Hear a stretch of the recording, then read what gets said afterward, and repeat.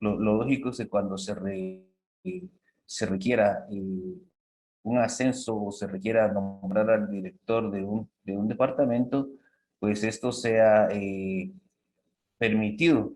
Sin embargo, lo que sucede muchas veces es de que se abre la oportunidad de ocupar un puesto directivo dentro de una institución, ya sea pública o privada, y lo que sucede es que nombran a alguien porque es conocido de un político o porque tiene cierto favoritismo con alguna estructura, digamos, si es una empresa privada, y entonces esto lo que viene es a demeritar la capacidad. Sabemos que hay muchos puestos que se dan por compadrazgo, por influencias, por un montón de cosas y mucho menos la capacidad y, y los méritos que la persona tiene y el conocimiento, mucho menos. Entonces, sería fortalecer esta ley de servicio civil para que abarque todos estos aspectos y podamos tener esa certeza de que los puestos van a estar ocupados por personas que tienen la capacidad y los méritos suficientes para desempeñarse dentro de ellos. Otro mecanismo o herramienta sería la eficiencia de la prestación de los servicios públicos. Una vez más, los servicios públicos debemos de velar que sean, que cumplan con el fin para el cual son creados, por así decirlo. Existe la necesidad de evitar que existan procesos muy burocráticos, excesivamente burocráticos, como dice ahí la diapositiva. Y esto pues ahorita con el decreto 5/2021, que es la ley que se denomina comúnmente como la ley antitrámites, pues viene en cierta forma a paliar esta situación, pero no es suficiente, ¿verdad? Siempre existen excesividad de trámites burocráticos o los denominados trámites de ventanilla, que realmente no están estipulados ni contenidos en ninguna norma ni en ninguna ley, pero son creados por la persona que está en la misma ventanilla y esto también la ley esperemos que se pueda aplicar de una buena forma para evitar este tipo de situaciones. Se privilegia entonces de esta forma la buena atención al cliente. Hay un menor costo de operación, obviamente, ¿verdad? Y los tiempos de servicio pues van a ser mucho más cortos. Y obviamente, ¿qué se evita con esto? Pues evitar la práctica maliciosa de los denominados sobornos, ¿verdad? Que se dan con tal de que yo pues tenga menos tiempo de espera, pues voy a ayudar o voy a dar esto a cambio y eso se evitaría con este tipo de mecanismos. Tenemos también la sección de quejas institucionales que es muy importante. Eh, Tenemos que ser capaces de detectar las anomalías y las inconsistencias y darlas a conocer a las autoridades correspondientes para que puedan tomar las medidas y erradicar esos comportamientos o mejorar el servicio que se presta y se aplica obviamente al sector público y privado. Los códigos de ética, ya hemos hablado sobre ellos, que nos permiten tener un parámetro adecuado sobre el comportamiento del personal, la atención al usuario eh, y del servicio. De esta forma se privilegia la eficiencia y obviamente pues hay sanciones que pueden aplicarse. Eh, Se sugiere también creación de regímenes disciplinarios, ¿verdad? Que sean efectivos y preestablecidos. Tal vez en cuanto a los regímenes disciplinarios, es importante hacer notar de que cuando se implementan en una institución, sea público y privada, se recomienda de que estos regímenes tengan una previa campaña de conocimiento, de darlos a conocer, de publicidad. Estos regímenes tienen que darse a conocer por un buen tiempo antes de ser implementados para no vulnerar derechos laborales o alguna otra índole del personal que está ahí. Es decir, que es muy bueno aplicarlos, pero obviamente con una estructura y un diseño previos para evitar confusiones. Tenemos también cumplimiento de la Ley de Acceso a la Información y Publicación de Datos Abiertos. Vamos a estar hablando bastante de esto con nuestra experta invitada el día de hoy. El acceso a la información es algo fundamental y se debe fortalecer las unidades de acceso a la información pública. No debemos de fomentar ni permitir que hayan retardos maliciosos en cuanto a la información pública que es requerida. Muchas veces uno requiere información pública y el servidor empieza a poner excusas, que no tenemos servicio de internet, que nuestro sistema no funciona, necesitamos la autorización correspondiente. Todo ese tipo de situaciones debe de ser eliminada para una buena práctica. Incluso en instituciones que tienen que ver con servicios al público, que sean de naturaleza privada, deberían de también de brindar la información de cuál es su rol con el gobierno para el servicio que prestan. Es una información que debe de ser abierta, ¿verdad? ¿Por qué puede ser abierta? ¿Por qué tiene que ser con medios digitales? ¿Por qué tiene que ser práctica? Para que podamos reutilizarla, para que podamos analizarla, estudiarla y mejorar, obviamente, los servicios que se están prestando. Tenemos el cumplimiento como siguiente, yo creo que estamos ya en la siguiente, eh, no está en esta, pero tenemos el cumplimiento de las de las mejoras estandarizadas o, o los estándares internacionales, ¿verdad? Que se deben de cumplir. Debemos entonces cumplir o mejorar las normas estandarizadas de carácter internacional que se deben de cumplir a fin de que Guatemala pueda mejorar en este sentido y nosotros podamos competir a nivel internacional porque hemos sido evaluados y entonces tenemos recomendaciones ya de tipo internacional. Hay convenciones de naturaleza internacional en contra de la corrupción, las certificaciones ISO, de las cuales vamos a aprender más en unos momentos. Mencionó la licenciada Zaira la 37001, que es una de las más utilizadas en estos temas de transparencia, y de la cual vamos a aprender más adelante también. Hay estándares de intercambio de información tributaria, por ejemplo, como está ahí, y financiera, las OCDE, y los índices de corrupción TI, por ejemplo, que son de TI, los de TI Perception, o que son la transparencia, cómo se percibe por la transparencia internacionalmente. Si hacen una encuesta aquí en Guatemala, ¿cómo percibe el público, cómo percibe la sociedad la corrupción? Pensamos que hay mucha, que hay poca, y ya viene ese estudio para determinar cuáles serían en sí los índices de corrupción. Tenemos también la publicación y la apertura pública en procesos. Esto es importante, que se publique, que haya esa apertura en cuanto a los procesos y podemos recuperar la confianza de la población porque se evidencia la voluntad política e institucional eh, por la correcta forma de actuar.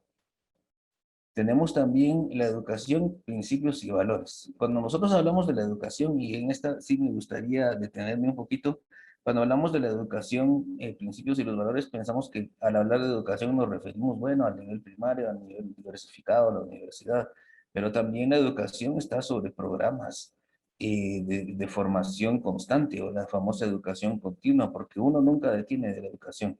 Nos tenemos que educar día a día. Eh, Nos tenemos que educar día a día nosotros y de esa manera nosotros pues podemos... Creo que el licenciado Donald está ahorita en pausa. Debe haber tenido algún inconveniente ahí con su internet, ¿verdad? Vamos a esperar un momentito a ver si logramos o nos aparece aquí iniciando. Bueno, vamos a tratar de comunicarnos con él para... Bueno, un poco ahí apoyando lo que mencionaba el licenciado Donald. Estas son algunas ideas o algunas herramientas que existen, se proponen por existir o que en algún momento se podrían implementar desde la perspectiva de mecanismos de prevención de la corrupción. La publicación y apertura. Una cosa es la publicación, ¿verdad? Y apertura pública en procesos. O sea, por ejemplo, cuando ustedes han visto los procesos de por oposición, por ejemplo, para ser magistrados de la Corte, ¿verdad? De constitucionalidad.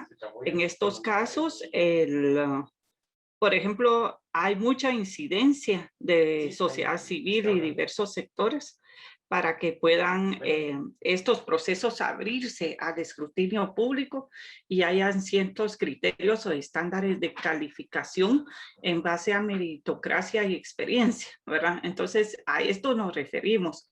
O cuando, por ejemplo, va a haber una compra de una gran magnitud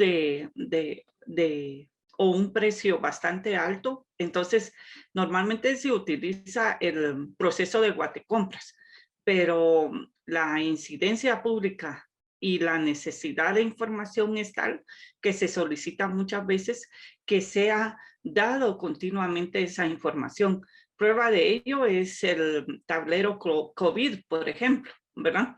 Se recuerdan, antes nos daban unos datos y luego poco a poco se fueron desagregando los mismos hasta ver el tablero que tenemos al día de hoy, que sabemos, por ejemplo, cuántos contagios hay, cuántas personas han sido vacunadas, en fin, todos esos elementos que al inicio no era posible tenerlos. Luego tenemos la comunicación efectiva, ¿verdad?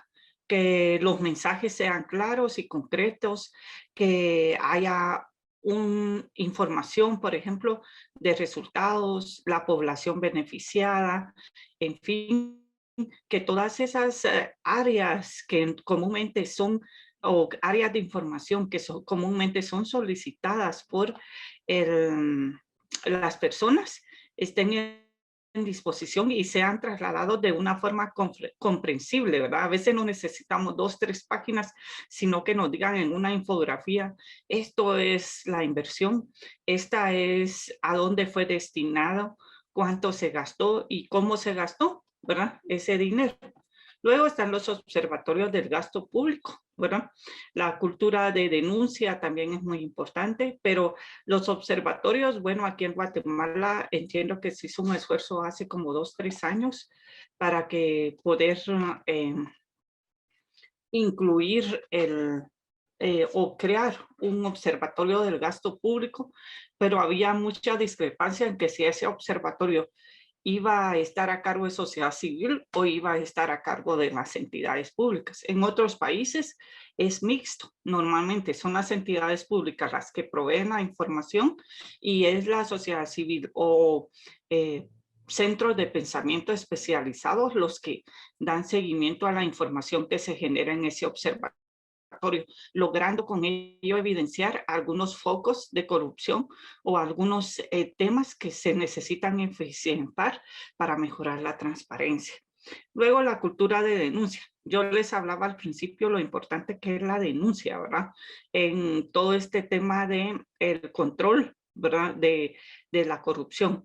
O sea, tiene que estar disponible a la población los canales de denuncia, los mecanismos, que no solo perseguir al infractor, sino identificar cuáles son los delitos, cuáles son los principales focos de corrupción y procesos que vulneran para crear mecanismos de prevención.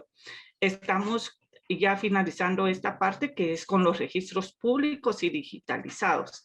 Ya más hacia adelante les hablará nuestra invitada sobre algunos ejemplos, por ejemplo, pero necesitamos registros internos que faciliten la ubicación de información y que mejoren la gestión institucional, que nos permita encontrar esas inconsistencias, los resultados y las áreas de mejora en los procesos institucionales. La transparencia va tremendamente amarrada y enfocada a lograr mayor eficiencia y eficacia, ¿verdad? Y que los servicios públicos se mejoren, ¿verdad? Quien atendemos es la población realmente usuaria de cada uno de los servicios. Es nuestro primer objetivo el brindar de la mejor manera posible. Y en el sector empresarial, obviamente también que el producto sea de calidad, ¿verdad? Que haya una sana y libre competencia entre las empresas. Eso genera confianza, eficiencia y transparencia desde cualquier sector. Bueno, y vamos a continuar entonces. El licenciado Donald tuvo un inconveniente con su internet, así que él se incorporará con nosotros en breve en cuanto logre conectarse nuevamente. Pero bueno, acá estamos para comentarles algo. Bueno, después de esta parte del módulo, vamos a estar teniendo una pregunta generadora en la cual agradeceremos su participación. Igual lo vamos a hacer levantando la mano, ¿verdad? Así como lo hemos hecho en las anteriores ocasiones. Y bueno, ahora vamos a ir a la parte. Primero quisiera regresar un poco a mis primeras dos diapositivas que les presenté al inicio. Aquí estamos. Hablábamos que la transparencia como una vacuna contra la corrupción.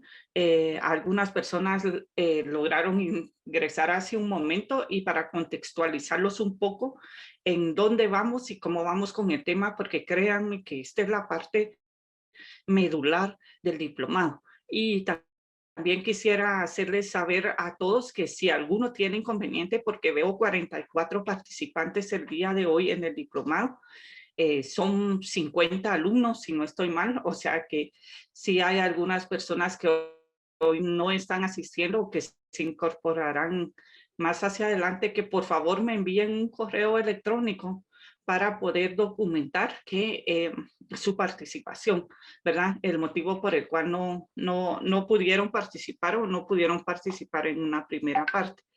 Bueno, y como les mencionaba, ahora sí, volviendo al contexto, estábamos hablando de la transparencia como mecanismo anticorrupción. Entonces yo ya les había dicho por qué era tan importante, ya que con ello se evitan que se cometan más actos y se corrigen procesos. Y tomando en cuenta que es como una parte del virus, digamos, o de la corrupción, una parte de ello se logra paliar y controlar a través de la vacuna, ¿verdad?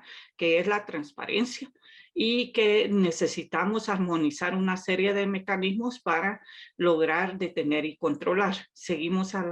Continuamos en la otra diapositiva. Aquí vamos, que los mecanismos de control y fiscalización, la importancia que tiene Contraloría General de Cuentas, el Ministerio Público, el tema de la denuncia, acciones de control y prevención de la corrupción. Luego vamos a las otras dos diapositivas, que eran las que presentaba el licenciado Donald, que es ya en sí lo que son los mecanismos de prevención. Algunos ejemplos, ya el licenciado Donald les había platicado de la UNA, y mientras él lograba conectarse nuevamente, yo les estaba platicando. De hecho, finalicé con todos los mecanismos ahí, y entonces ahora ya está de vuelta él aquí con nosotros, y va a tratar de cerrar esta parte para que les... Pasamos a la parte, licenciada, a la siguiente parte por cuestiones de la agenda, ¿verdad, licenciada? Ok. Sí, sí. Sí, bueno, Sí. gracias. Continuamos entonces. Ok, gracias. Por cuestiones de tiempo y la agenda, como lo dice el licenciado Donald, estamos en el tema de las normativas ISO o certificaciones ISO. A eso se le puede llamar de muchas formas. Básicamente acá les voy a hablar de dos, aunque hay muchísimas. Por ejemplo, pueden, a manera de investigación particular, ¿verdad? O de observación particular, profundizar sobre ellas. Por ejemplo, la 9000, la 9001, que son de calidad, de control, en fin. Pero en este caso hay dos muy importantes, ya no solo para el sector empresarial, sino también para el sector público. De hecho, hay instituciones del sector público que también están luchando para certificarse en estas normas ISO. El 37001 es compliance o cumplimiento, ¿verdad? Esta tiene estándares, tiene mecanismos de transparencia, de buena gobernanza. O sea, vemos siempre el tema de buena gobernanza dentro de los procesos de transparencia y anticorrupción. Y bueno, ¿qué son las certificaciones ISO? son certificaciones internacionales. Estas son certificaciones que extienden empresas especializadas en tema de cumplimiento o de mecanismos o de herramientas que ayudan a mejorar los procesos, la calidad, el servicio de las empresas e instituciones. Es una importante, ¿verdad? Porque solo profundizando en este tema nos damos cuenta que es realmente. Es una auditoría externa de certificación del sistema de gestión, de cumplimiento, de calidad o antisoborno, entre muchos, ¿verdad? Que pueden existir. O sea, estos son algunos de los elementos, pero todo se basa en una auditoría externa que es realizada por estos certificadores. O sea, para nosotros poder conseguir esa certificación ISO puede pasar desde 1, 2 o 3 años, ¿verdad? Para poderla lograr. Y no miren a toda la empresa, sino dentro de la empresa o dentro de la institución debe de especificarse qué proceso es el que queremos medir, ¿verdad? Para poder obtener esa certificación ISO. Entonces, mide y evalúa procesos. Eso es lo importante de las certificaciones. Ahora regresando al tema del cumplimiento, el 3731 es uno de los más utilizados actualmente, principalmente por las empresas privadas, ¿verdad? En este caso quiero mencionarles a Cementos Progreso, quien hace unos meses logró la certificación, la 37.301 y la 37.001. Ellos, porque ha sido un proceso de más o menos 15 años de seguir manteniendo esa certificación. O sea que vemos que no es algo de hoy, sino es algo que ya las empresas lo empezaron a implementar incluso mucho antes que las instituciones públicas. Y es que esto le garantiza a ellos confianza, ¿verdad? Que su servicio está siendo prestado de la mejor manera, y hay algo innovador que tiene ese mecanismo que creó Cementos Progreso, y es el buzón de quejas, ¿verdad? El buzón de quejas en el cual ellos no solo reciben las quejas de los usuarios de su servicio o los que utilizan su producto, sino también aquellos que internamente las quejas incluso de los mismos empleados contra los autoridades de las empresas. O sea que sí hay todo un sistema ISO que está articulando en algunas empresas para la mejora del servicio, la calidad del servicio y para hacer más transparentes sus gestiones. Luego tenemos la ISO 37001, que es antisoborno. Esta está vinculada principalmente a ética y anticorrupción. Es el estándar internacional que especifica los requisitos y proporciona una guía para establecer, implementar, mantener, revisar y mejorar el sistema de gestión antisoborno.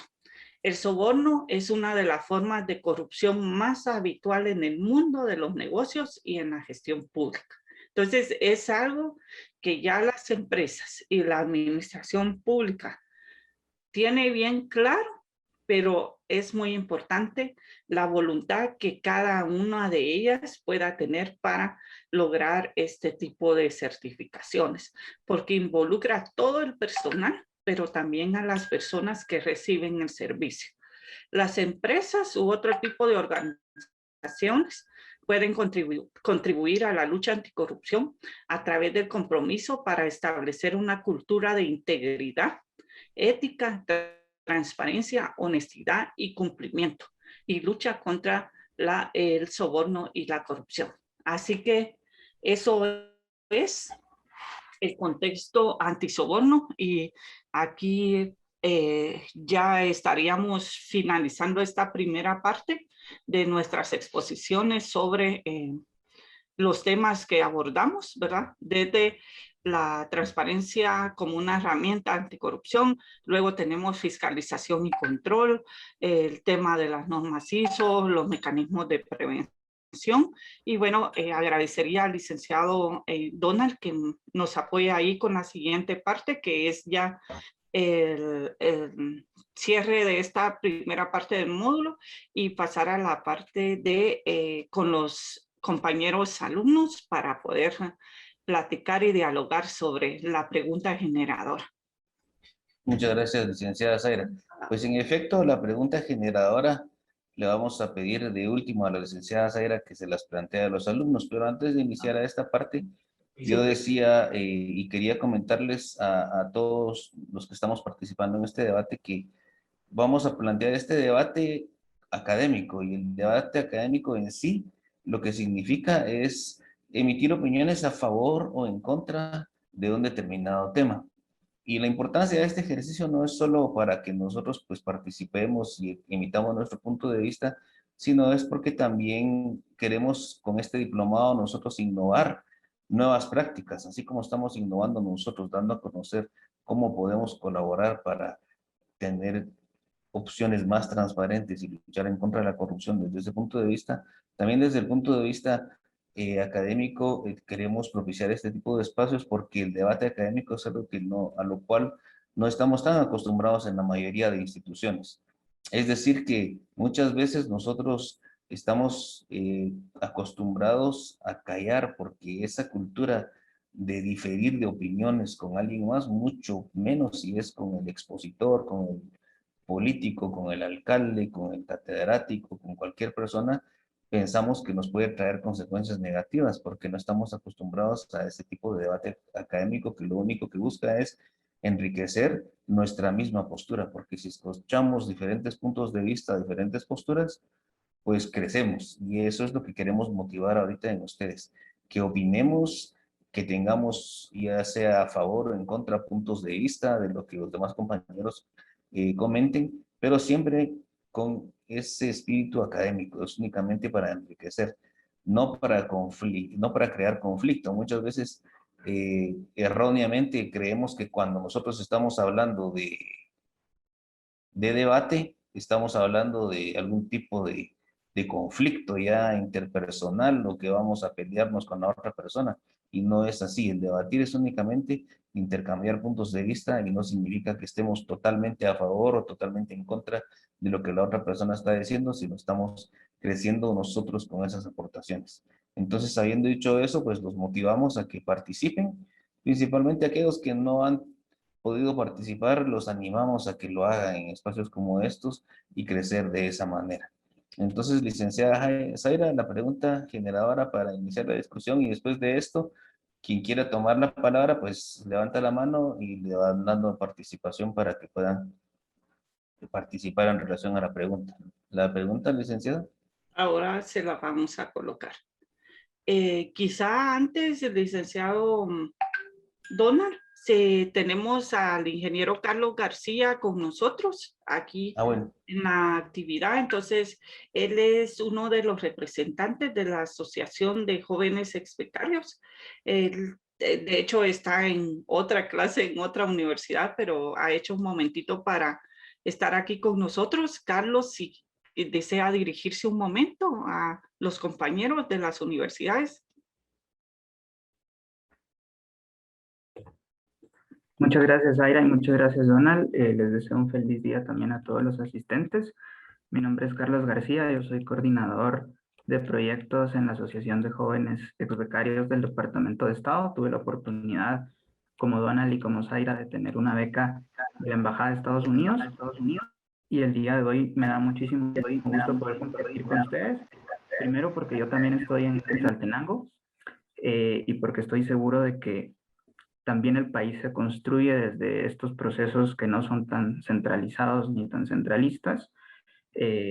Además, estoy convencido de que la democracia, como lo decía Donald anteriormente, se construye desde el consenso y desde el disenso, y nosotros como AGED estamos abiertos a poder construir y a poder desarrollar este tipo de espacios en los que los estudiantes puedan encontrar puntos de abordaje a la problemática nacional, pues mucho más formales.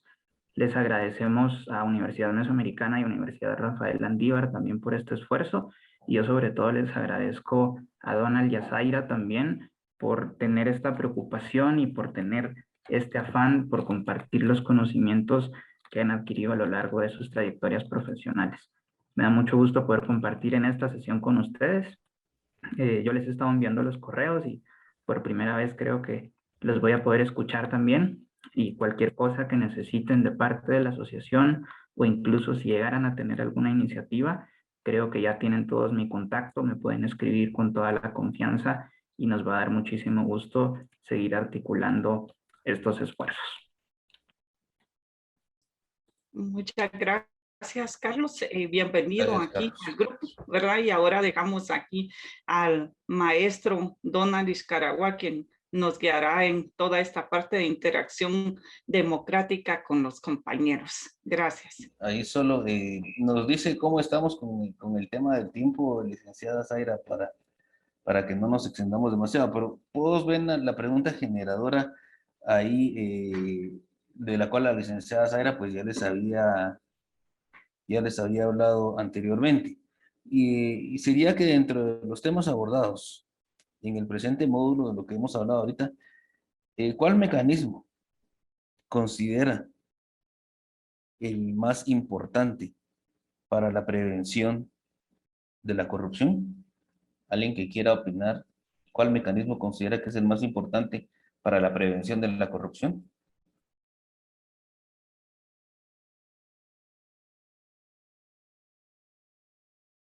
Donald, tienes las manos Sí, si levantadas quieres de... controlar esa parte, Bueno, sí, ok. sí. Bueno, entonces vamos con Laisa, por favor, en respuesta a la pregunta. ¿Qué tal? Muy buenos días, licenciados. Bueno, mi respuesta es un poco breve, pero yo pienso que ahorita nos estamos centrando en lo que es la prevención de la corrupción y me quisiera enfocar bastante en la educación a los principios y valores. En la sesión pasada podíamos hablar sobre sobre que la integridad es hacer lo correcto aunque nadie nos esté mirando. Entonces, enfocarnos también en la adolescencia, en la niñez, tal vez haciendo algún proyecto en el que se implementen charlas en cómo podemos abordar este tipo de temas desde que las personas son muy jóvenes, desde que son adolescentes, ¿verdad? Que están eligiendo qué es lo que quieren ser desde cuando sean grandes, qué carrera seguir o qué es lo que quieren hacer, cuál va a ser su profesión. Entonces, abordarlos desde que están pequeños o desde que son adolescentes para que ellos ya tengan más reforzados estos valores, estos principios para prevenir todo este tipo de situación, ¿verdad? No ya cuando ya ya cuando ya estemos muy hundidos como lo estamos actualmente en lo que es el tema de la corrupción. Muchas gracias. ¿Hay alguien que quiera opinar a favor o en contra de lo que nos acaba de exponer Laisa? Ahí está. Hola, hola, buenos días, licenciados. ¿Sí? Pues yo considero que es un punto a favor también, ya que si se tiene educación, también se está cooperando con el mecanismo de servicio civil fortalecido, puesto a que si uno está bien educado y bien preparado, pues esa contratación y ese ascenso con base a los méritos y experiencia, pues no van a dar al lugar a quizá cometer errores o estar tentados, ¿verdad? A la corrupción, puesto a que también se sabría cuáles son las consecuencias. Entonces es un punto a favor. Gracias. Sabemos que la educación definitivamente nos ayuda a mejorar día a día, justamente como lo decía, cuando pues tuve que abandonar por cuestiones tecnológicas la sala, pero yo creo que no va a haber ningún disenso en cuanto a que la educación es sumamente importante. ¿Alguien que quisiera opinar en relación a otro mecanismo, a otra herramienta para prevenir la corrupción de las que hemos mencionado? Está licenciada Mirari ahí con la mano levantada. Licenciada, buenos días. Muy buenos días. Pues primero agradecer a licenciada Zaira y al licenciado Donald por toda la información que nos han estado trasladando durante estas diversas jornadas. Pues yo opino que todos los mecanismos, ¿verdad?, que hemos estado estudiando, pues son muy importantes, pero el mecanismo de rendición de cuentas me parece a mí que es uno de los que ha faltado en Guatemala, ¿verdad? De hecho, parte de que muchos proyectos internacionales se han estado dando en Guatemala, lamentablemente es la parte de rendición de cuentas en donde no se ha terminado de establecer estos diversos proyectos. Entonces, pienso que esto es algo que, por lo que hemos venido viendo en la práctica, ¿verdad? es uno de los mecanismos que más le hace falta a Guatemala, ¿verdad? Porque Guatemala ha centrado muchos de sus procesos en, por ejemplo, mecanismos anteriores, por ejemplo, Guatecompras, la Contraloría General de Cuentas, pero la rendición de cuentas, sobre todo para los donantes de un proyecto y para la población en general, la ciudadanía, es donde hemos tenido una faltante. Muchas gracias. Muy bien, ¿alguna opinión a favor o en contra de la postura de la licenciada Neray? Ahí está Jorge Roberto, que tiene levantada la mano. Bienvenido, Jorge. Muchas gracias y buenos días.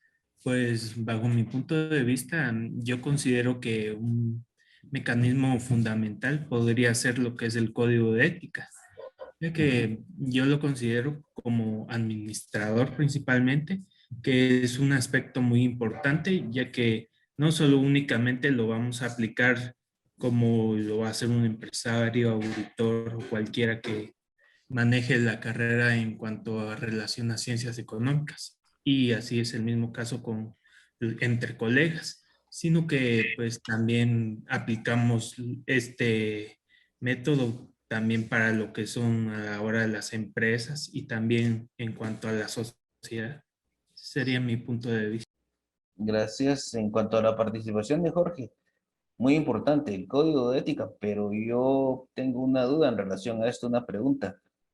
¿Cómo hacemos efectivo un código de ética? ¿Cómo lo aplicamos? ¿Qué opinan ustedes al respecto?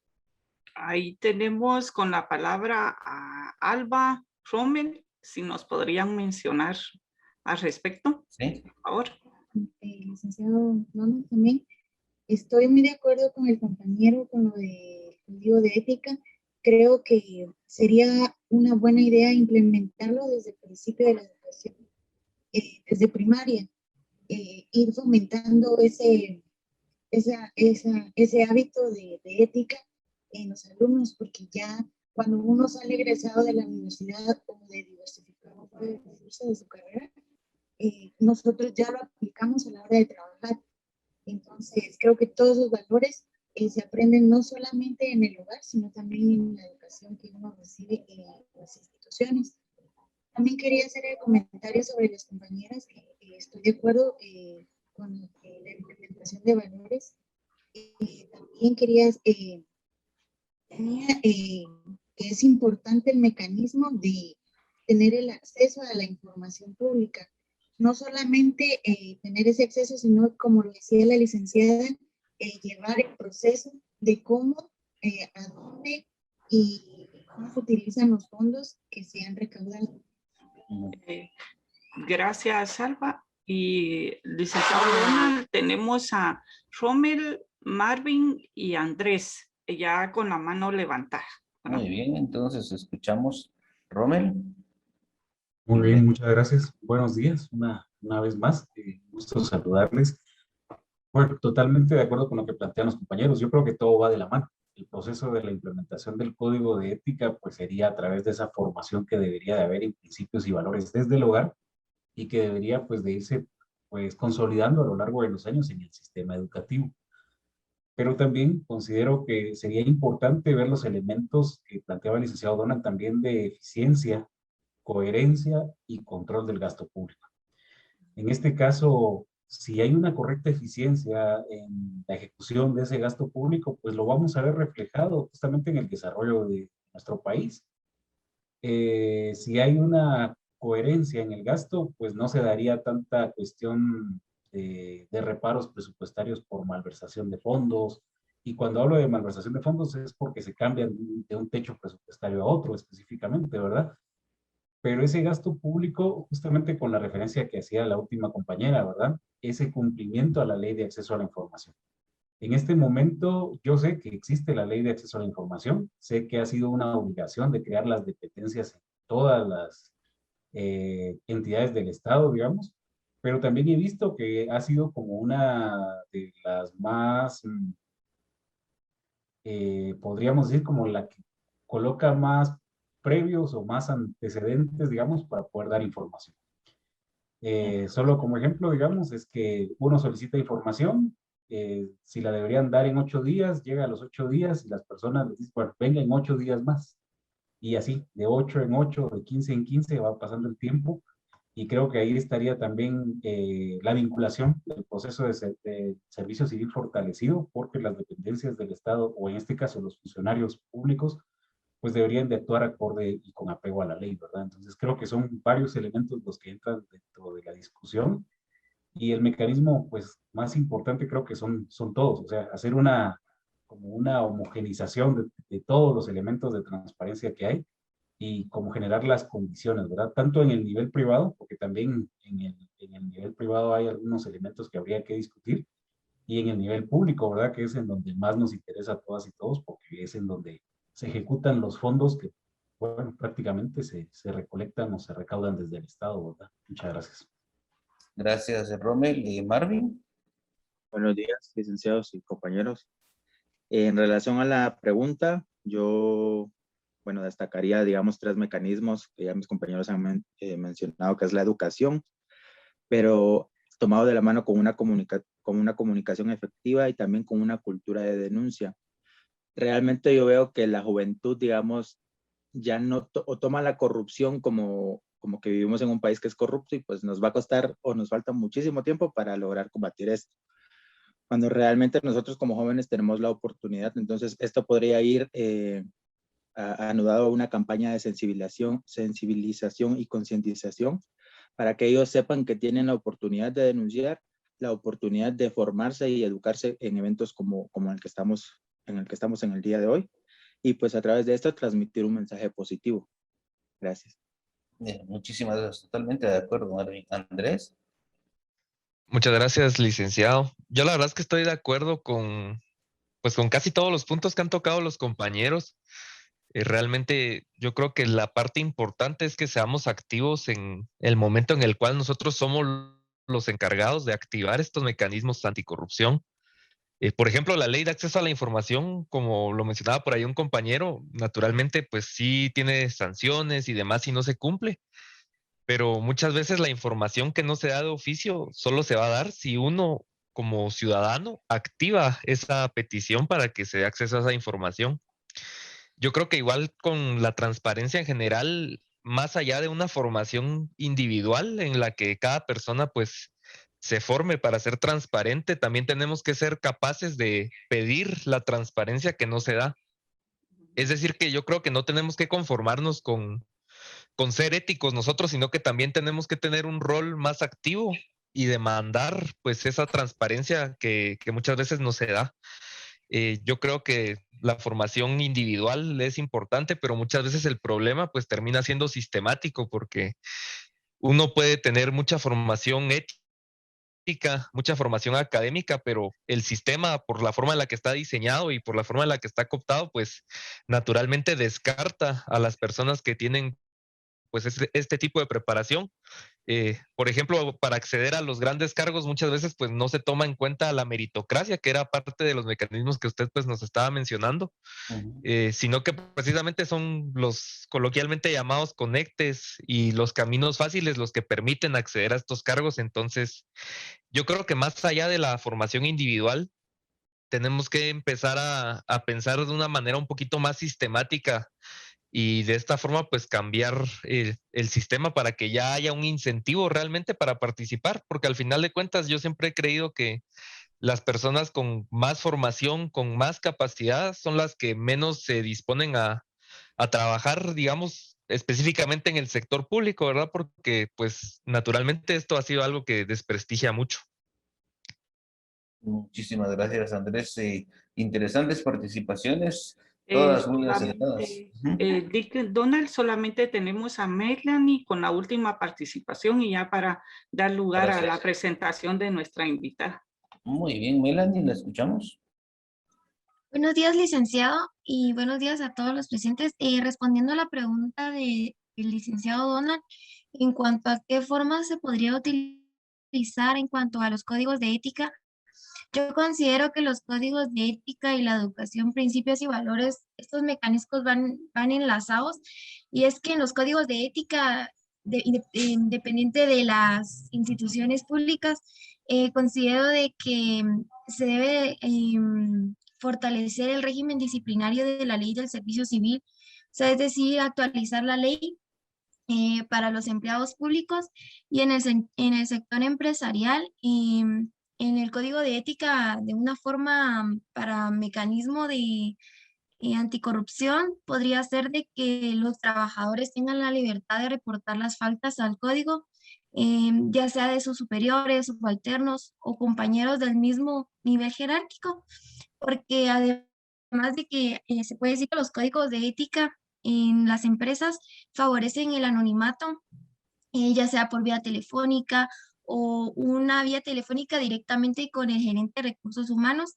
Entonces, de esta forma se podría como ver un mecanismo de que sí se puedan aplicar el código de ética en cuanto a una coordinación de recursos humanos y una auditoría interna.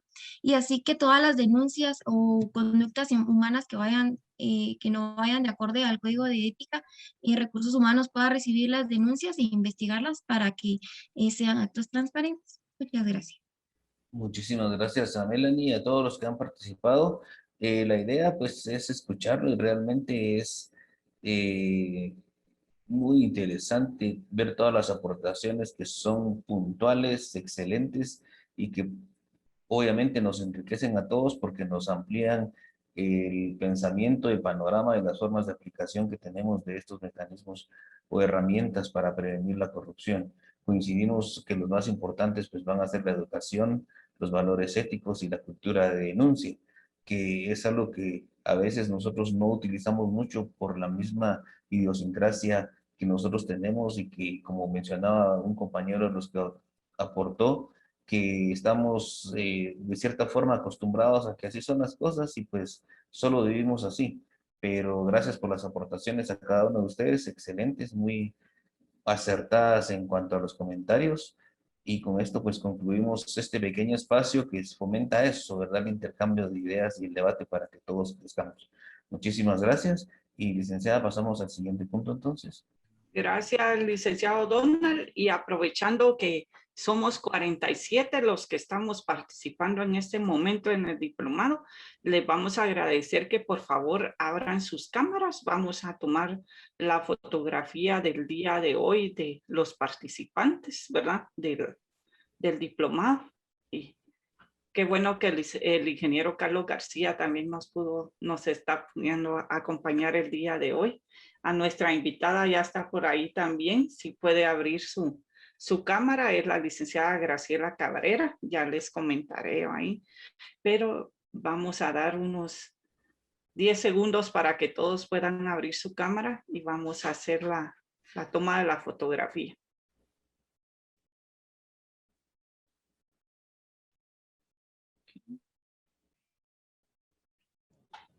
Buenos días a todos. Perdón, solo estoy viendo algo con mi cámara. No se preocupe, licenciada. Ahí está.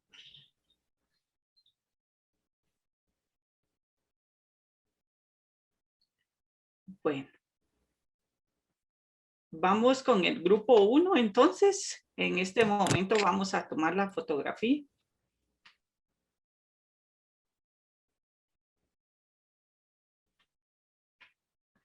¿Ya? Ahora el grupo 2, por favor no se muevan, que creo que para unos aparece grupo 1 en una forma y para otros en grupo 2, así que por favor, ahí, bueno, la cuestión es, vamos pues, 1, 2, 3.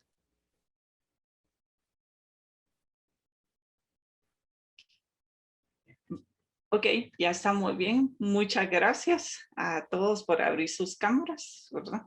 Y bueno, continuamos entonces con el programa para el día de hoy. Quiero comentarles que hoy nos acompaña la licenciada Graciela Cabrera.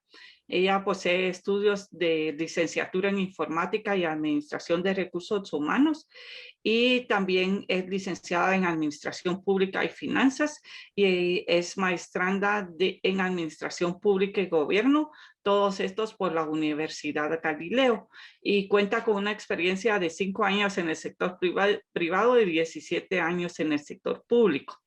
Ha fungido como facilitadora en la iniciativa de gobierno abierto y ha participado como ponente de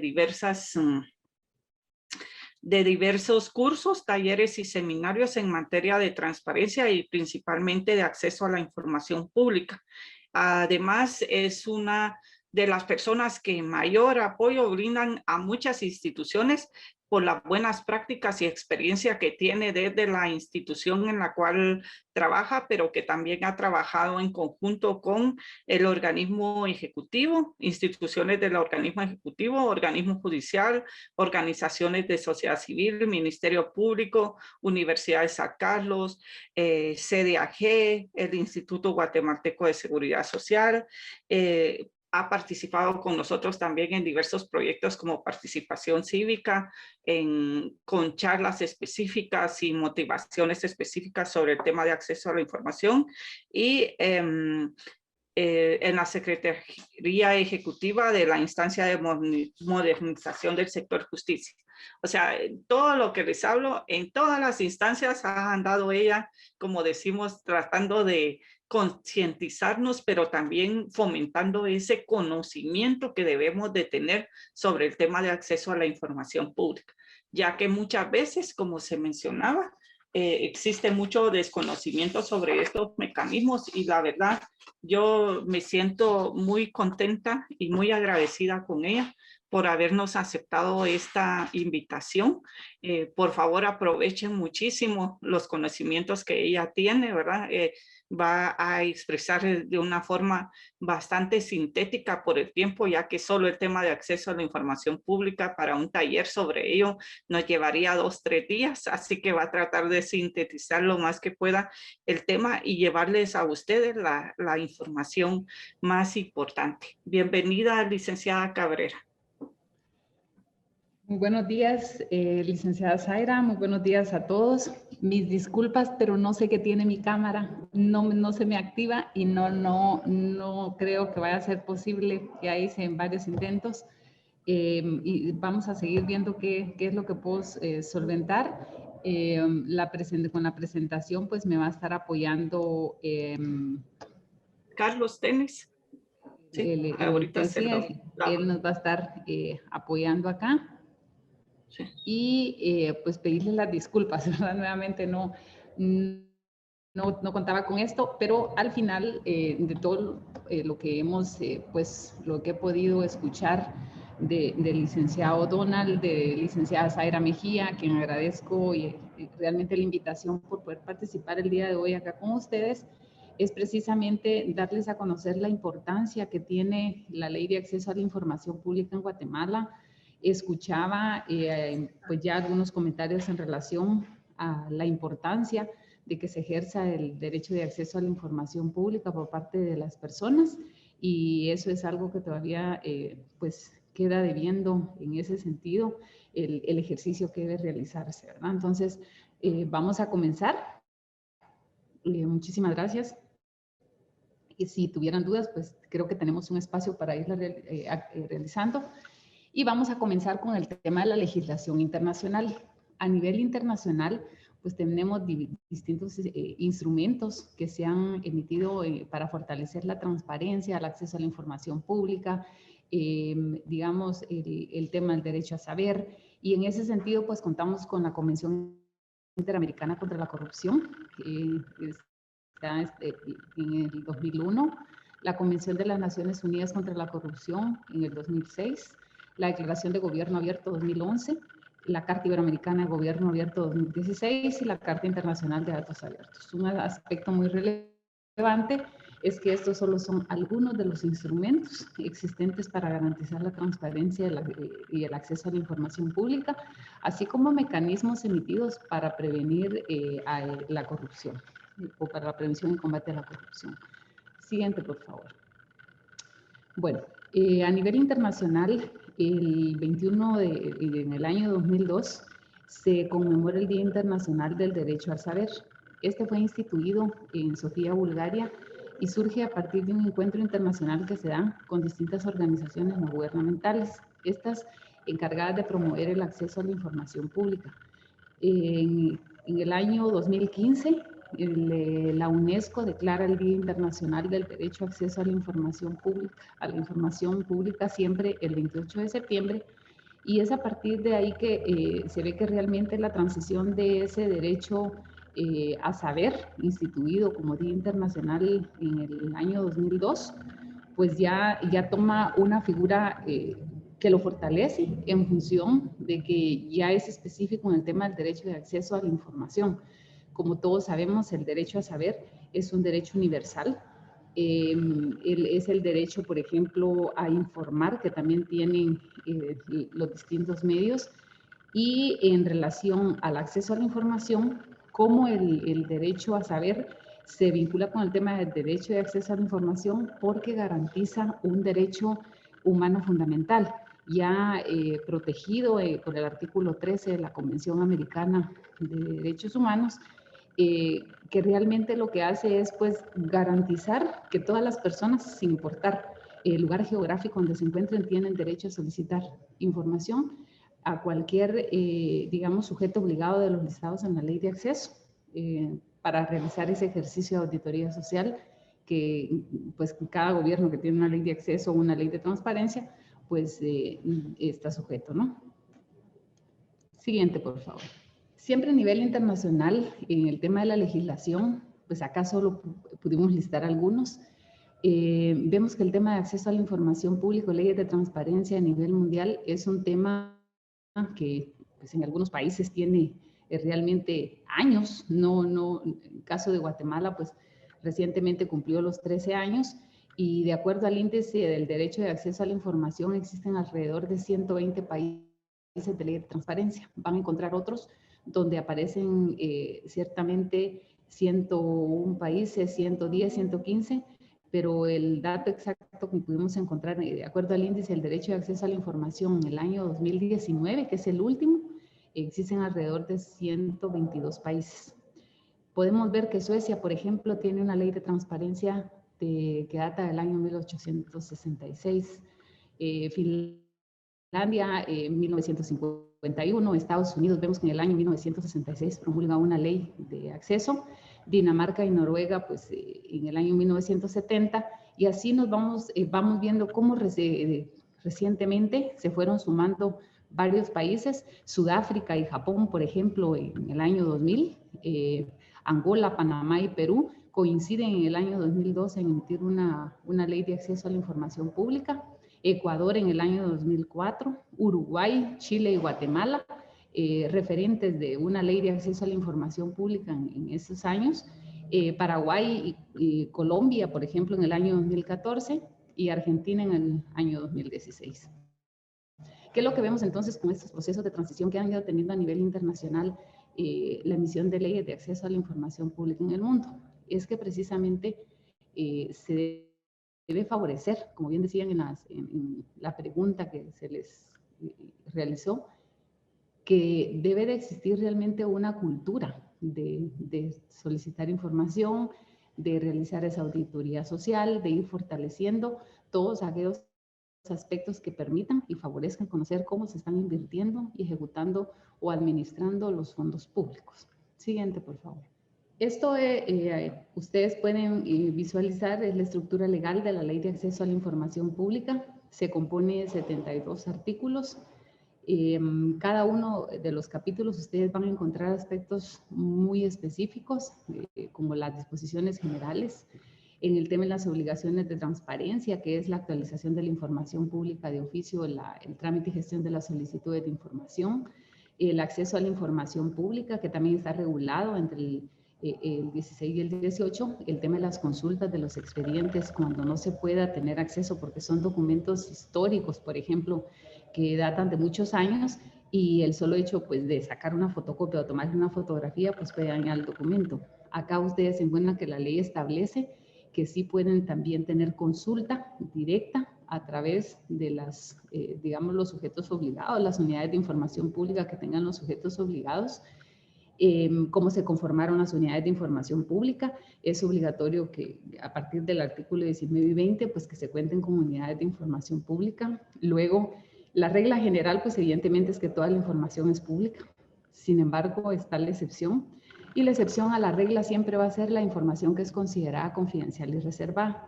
Muchas veces se proporciona o los sujetos obligados administran información de particulares o de terceras personas, y mientras la misma pues no tenga una autorización expresa para poderla divulgar, realmente los sujetos obligados, según lo que la ley establece, deben de ser responsables de resguardar esa información en garantía del derecho a la privacidad que tienen también las personas. El habeas data se refiere, por ejemplo, a los datos que obran o que constan de las personas en los archivos o registros públicos. Acá es donde realmente hay que tener mucho cuidado, realmente porque muchas veces la información que se proporciona no se indica la garantía bajo la cual se entrega, especialmente cuando son datos personales sensibles, ya lo vamos a ver. La obligación de tener archivos públicos, cuál es el procedimiento de acceso a la información pública, en qué momento interviene el Procurador de los Derechos Humanos como autoridad reguladora de la ley. Luego, fomentar una cultura de transparencia. El artículo 50 y 51 habla realmente que desde digamos, los sujetos obligados se institucionalicen programas de formación y capacitación, ya no digamos a nivel educativo, como lo es las áreas que se encargan precisamente de fomentar el conocimiento y más en el ámbito académico. El procedimiento de recurso de revisión cuando una solicitud es negativa, las responsabilidades y sanciones y tema de disposiciones transitorias. Acá ustedes podrán encontrar realmente el andamiaje que contempla la ley de acceso, y pues ahorita vamos a ir un poquito más a profundidad para analizar el tema. Siguiente, por favor. ¿Cuál es la naturaleza de la ley? Pues la naturaleza de la ley es que es de orden público, ya que incide en la vida política del país. Es de interés nacional, porque no está sujeta a la voluntad de una persona o grupo. Es de utilidad social, porque le otorga a los ciudadanos la facultad de auditar a las autoridades y emitir una opinión. Realmente el ejercicio de lo que establece el artículo 2 de la ley, que reúne 3 adjetivos en una misma, es precisamente promover la rendición de cuentas. La rendición de cuentas es una actividad que no va a surgir si no existe una auditoría social, el ejercicio del derecho.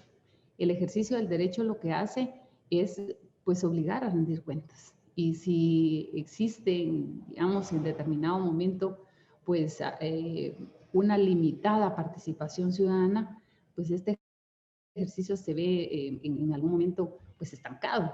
Y hablando de temas relacionados con cómo combatir la corrupción, pues entonces a partir de eso debe considerarse que digamos, tener una participación activa en la sociedad, el querer, por ejemplo, conocer o mejorar muchos procesos, es a partir de la participación ciudadana que esto se puede lograr. Siguiente, por favor. La ley descansa sobre 4 principios fundamentales. Esos principios, pues, establecidos en la ley, se refiere específicamente a la máxima publicidad. La máxima publicidad, como sabemos, es someterse al escrutinio público, es que todos los sujetos obligados establecidos en el marco de lo que establece la ley de acceso a la información pública, que son alrededor de 35 sujetos obligados, realmente de conformidad con lo que establecen los principios, lo que debe, digamos, prevalecer es el principio de máxima publicidad. La máxima publicidad era lo que comentábamos con anterioridad. La ley, por regla general, considera que toda la información es pública.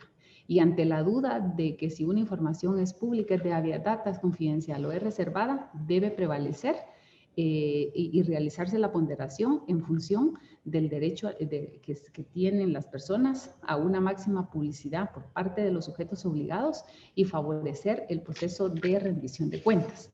El principio número 2 se refiere específicamente a la transparencia. ¿Por qué relaciona el tema de transparencia a este principio? Porque establece los procedimientos en relación al manejo y la ejecución de los recursos públicos y actos de la administración pública.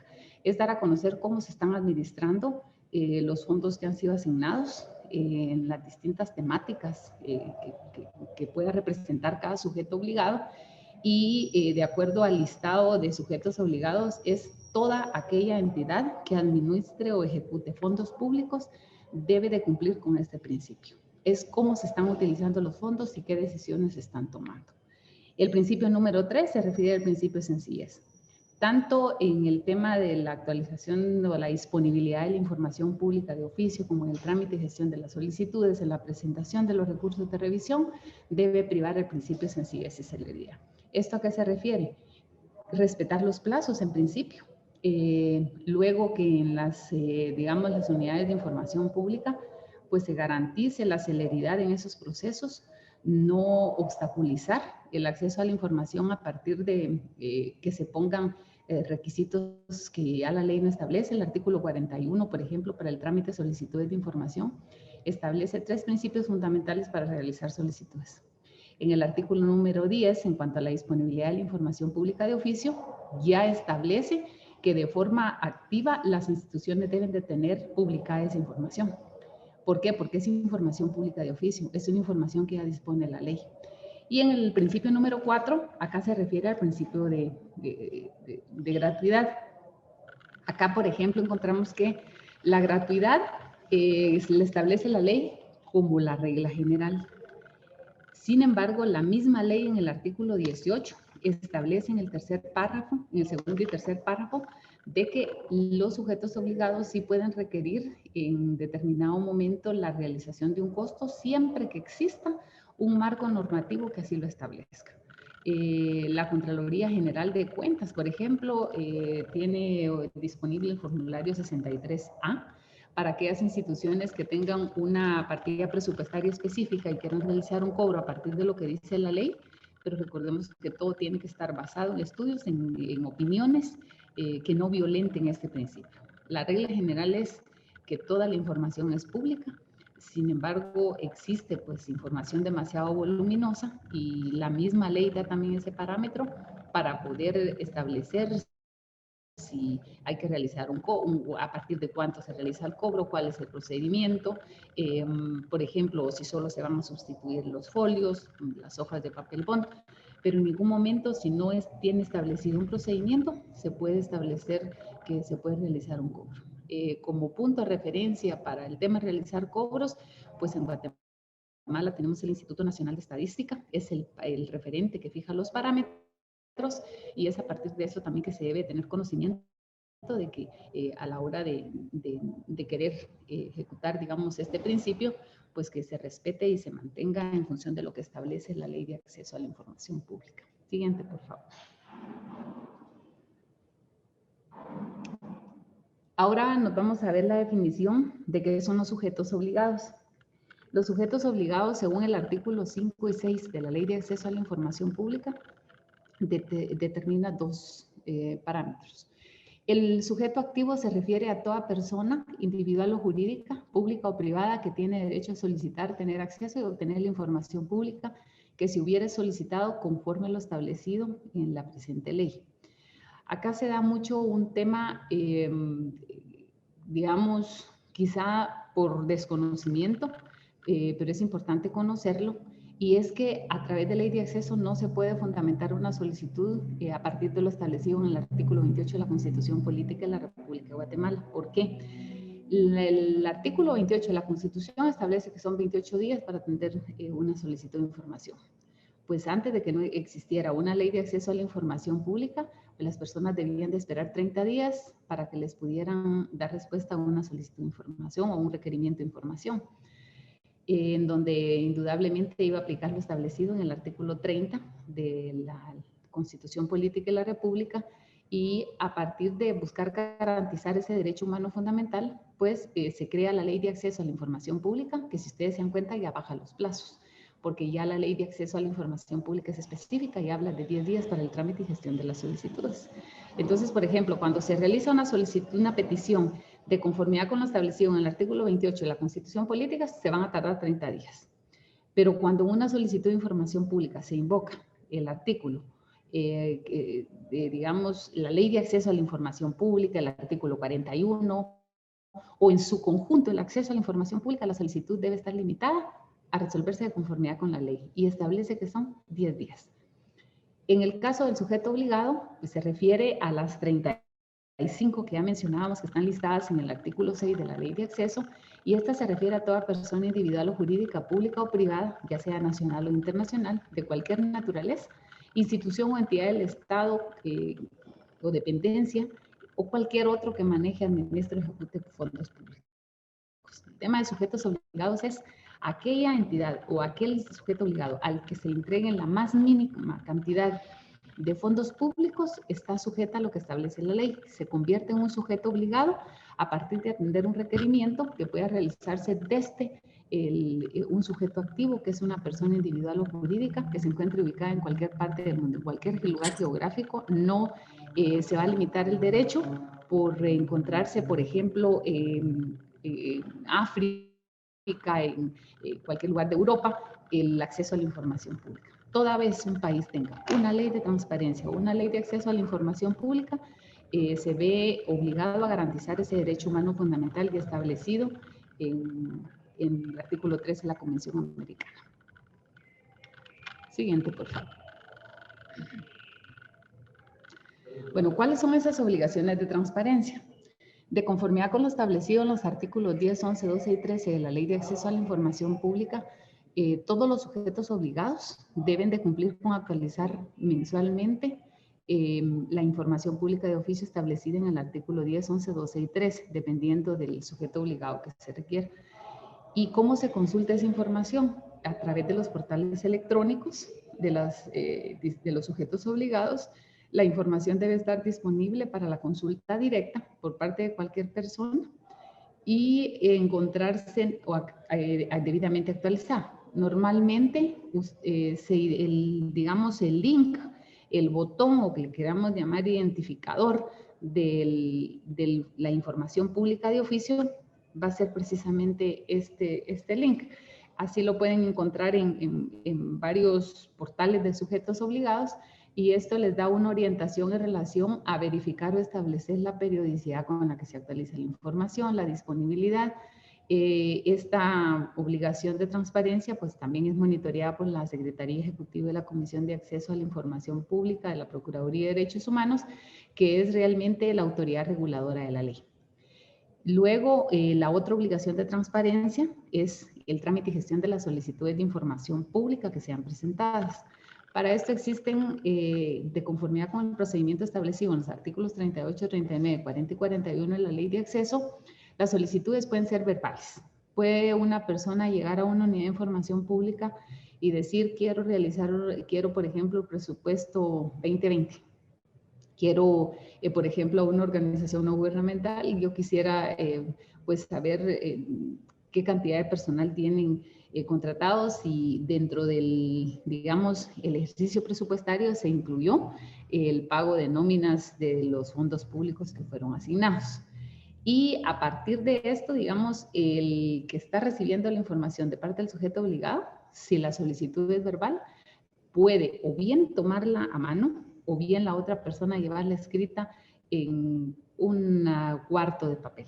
No necesita un procedimiento específico de llenar un formulario tal cual como lo puede presentar la entidad, sino la persona tiene el derecho, se recuerdan del principio de sencillez y celeridad. Realmente el principio de sencillez también se refiere a esto, que las solicitudes de información pública no deben de tener procesos o procedimientos que sean demasiado, digamos, voluminosos o que compliquen el acceso a la información pública. También están las solicitudes escritas. Se puede llevar cualquier documento escrito ya elaborado y acá hay otro aspecto fundamental. Existe quizá pues, en determinado momento desconocimiento, pero algunas personas, digamos, piensan que tienen que presentar un memorial para presentar una solicitud de información y no necesariamente, ¿verdad? Recordemos que el principio de sencillez dice que es lo más sencillo posible. Las solicitudes electrónicas. ¿Y cuáles son los 3 requisitos fundamentales para, en el caso de hacer una solicitud de información? El primero es la identificación del sujeto obligado a quien se dirija. La solicitud tiene que tener claro a quién se está solicitando la información, qué dependencia, qué unidad administrativa. La identificación del solicitante, pues recordemos que la identificación yo puedo identificar con un nombre y un apellido, ¿no? Salvo que vaya a solicitar a través de Ley de Acceso a la Información Pública la corrección, modificación o revisión de datos personales. Según lo que establece la Vía Data, ahí sí tengo que proporcionar datos relacionados con mi identificación. ¿Por qué? porque entonces no se va a poder realizar la modificación de esos datos que yo estoy acreditando que deban de corregirse. Ahí sí debe cumplirse con la identificación plena. La identificación clara y precisa de la información que se solicita. No se puede, digamos, presentar una solicitud de información que no tiene esa especificidad de qué es lo que se requiere. La Ley de Acceso a la Información Pública en el artículo 9, numeral 6, dice ya y establece qué es información pública. Y la misma ley establece que es información que ya exista previo a que ésta se requiera. No se puede, por ejemplo, pedir a través de la Ley de Acceso a la Información Pública, según lo que establece este requisito, que se genere una información, por ejemplo, que se genere un informe, que se genere un análisis, que, digamos, de acuerdo a la conveniencia, al requerimiento, pues se haga una ponderación de una opinión u otra. ¿Por qué? Porque la ley dice que solo se dará acceso a la información que ya esté generada antes de que la solicitud se haya realizado, ¿no? Siguiente, por favor. Presentada y admitida entonces la solicitud de información pública, digamos el día 0, por ejemplo, es el día de hoy. Si el día de hoy fuera el día lunes, el trámite de las solicitudes de información según lo que establece la ley del organismo judicial, que el artículo 8 de la Ley de Acceso a la Información Pública dice que en la interpretación de la Ley de Acceso a la Información Pública se debe realizar con estricto apego a lo establecido en la Constitución Política de la República de Guatemala, en la Ley del organismo judicial, en convenios y tratados que han sido ratificados por el Estado de Guatemala, especialmente en materia de derechos humanos. Entonces, acá, si una solicitud de información es presentada el día lunes, el día comienza a correr del plazo a partir del día siguiente. Quiere decir que son días hábiles, según lo que establece la interpretación de la ley y lo que dice la ley del organismo judicial en relación al tema de plazos. Presentada la solicitud, el sujeto obligado que la haya recibido no podrá rechazarla. Sí puede revisarla y orientar al interesado si la misma no fuera realmente clara. E incluso el solicitante puede a mano incluso pues corregir lo que requiere la solicitud.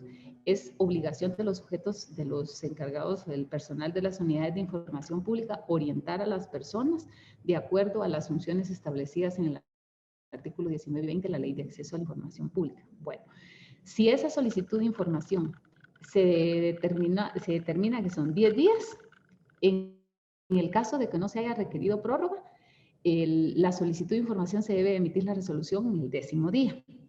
Eso digamos que es un techo. Un piso puede ser que, por ejemplo, hoy entró la solicitud, hoy se tramitó, hoy se estableció que la respuesta existe, se emite inmediatamente y estaríamos hablando de 2 o 3 días para resolver una solicitud de información.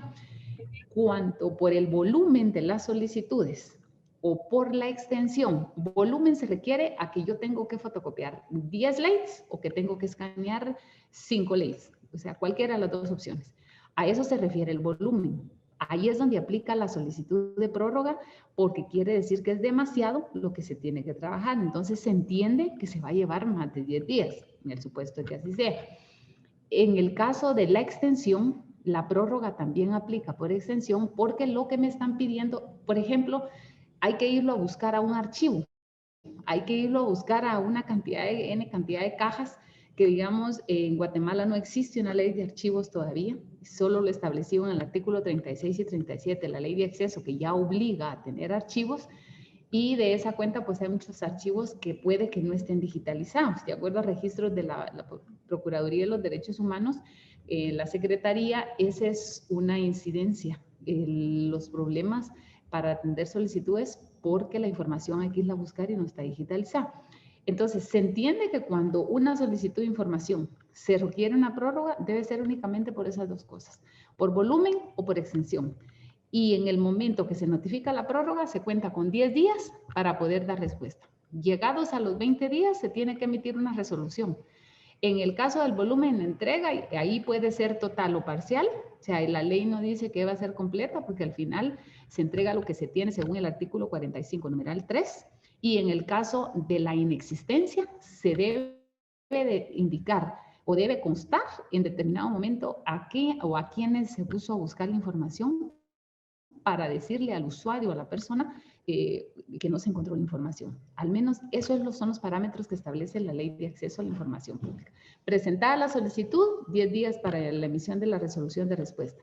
Si se requiere prórroga, la prórroga se notifica dentro del 8º día. Eso implica que cuenta con 10 días más, pero tampoco es necesario llegar a los 20 días. Puede que si a los 12, 13, 14 días se tiene la información, en esa fecha se tiene que emitir la respuesta o la resolución de respuesta. Siguiente, por favor.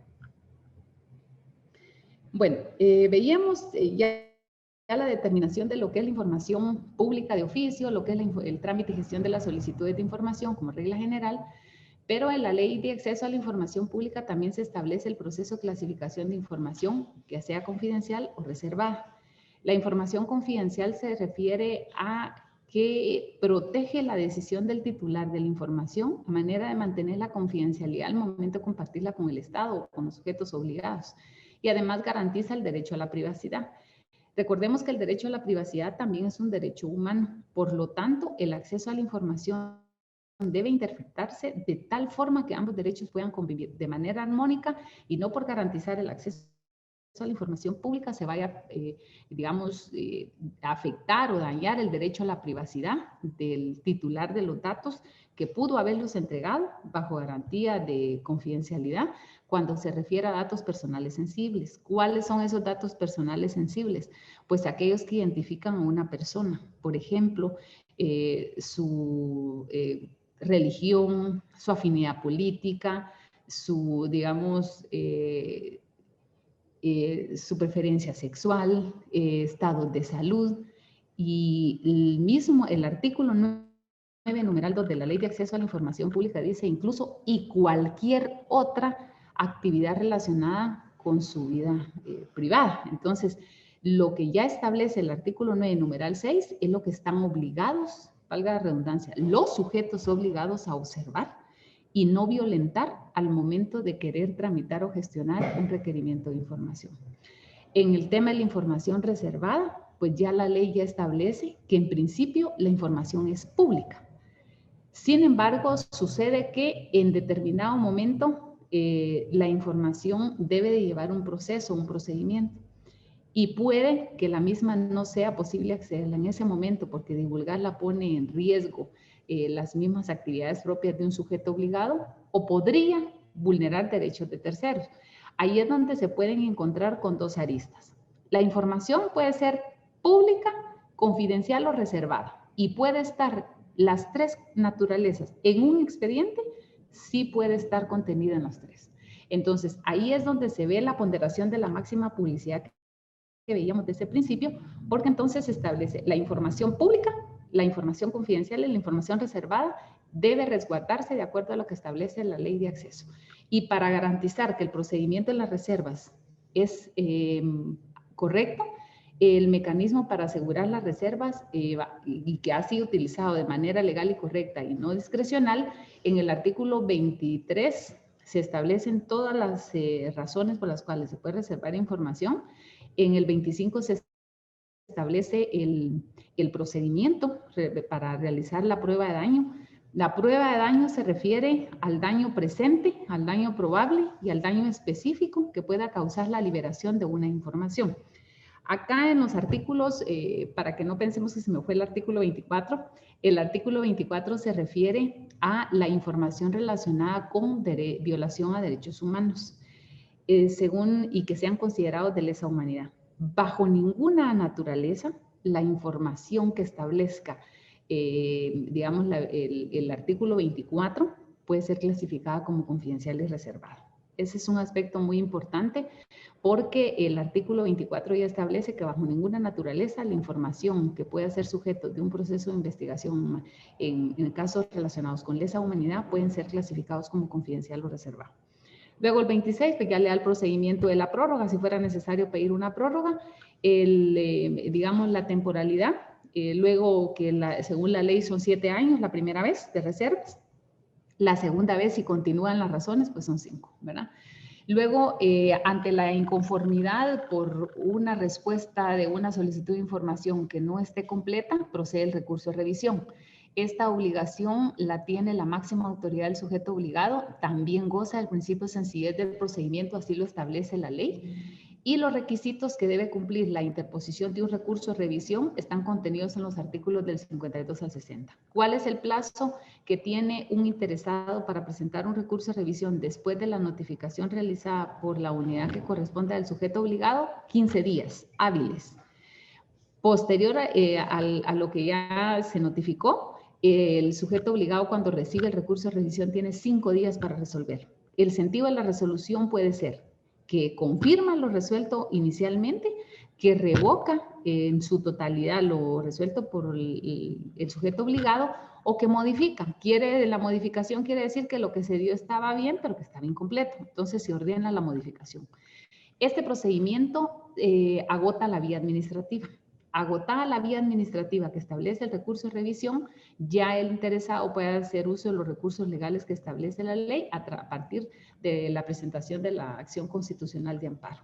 Acá es importante tener en cuenta que si yo identifiqué en la solicitud de información un nombre que no era el mío, cuando voy a presentar la acción constitucional de amparo, ahí hay que presentar todos los datos. Y si los datos no se consignaron bien en la solicitud inicial, en el recurso de revisión tampoco, en la acción constitucional de amparo no van a referir a la misma persona. Bueno, ahora el sistema sancionatorio. El sistema sancionatorio que tiene la ley de acceso se refiere al tipo de delitos en los que se puede incurrir. El artículo 64 se refiere a la comercialización de datos personales. Acá determina una sanción de prisión de 5 a 8 años y multa de 50,000 a 100,000 quetzales. Y el comiso de los objetos e instrumentos del delito. Esto se refiere a que se pueda trasladar información a otro y recibir algo a cambio. Este delito se refiere especialmente a la divulgación de información que se pueda tener acceso. El artículo 65 se refiere a la alteración o destrucción de información contenida en archivos. La sanción es prisión de 5 a 8 años y multa de 50,000 a 100,000 quetzales. Siguiente, por favor. Luego, el artículo 66 se refiere a la retención de información. Acá aplica cuando no se actualiza información pública de oficio en las fechas establecidas en el artículo 7 de la Ley de Acceso a la Información Pública y cuando no se da respuesta a las solicitudes de información en los plazos que establece la ley. Incluso el no resolver dentro de los 20 días cuando una solicitud tiene prórroga. Entonces, sanción dice prisión de 1 a 3 años y multa de 10,000 a 50,000 quetzales por el doble de la inhabilitación especial cuando fuera un servidor público. El artículo 67 se refiere ya a la revelación de información confidencial y reservada, sanción, prisión de 5 a 8 años, multa de 50,000 a 100,000 quetzales y doble inhabilitación especial por el delito en el que se ha incurrido. Acá es donde se ve el tema de cuando se resuelve no entregar una información que es confidencial o que es reservada, o cuando se entrega inobservando que existen leyes específicas que ya garantizan el resguardo de la información, especialmente cuando son datos personales sensibles. Por favor, creo que ya con esta parte concluimos.